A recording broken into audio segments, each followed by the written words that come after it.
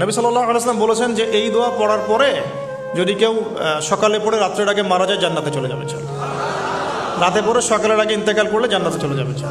আমি ইস্তেগফারের আপনাদেরকে 2-3টা দোয়া শিখাই দেই আগে ছোট্ট করে।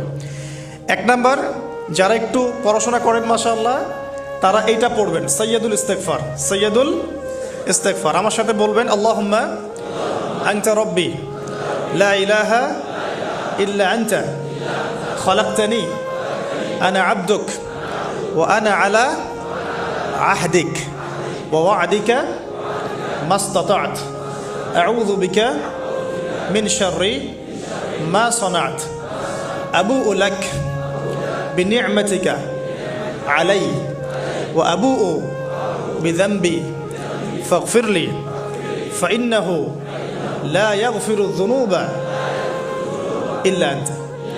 এই যে আমরা গত লেকচারে বলেছিলাম যে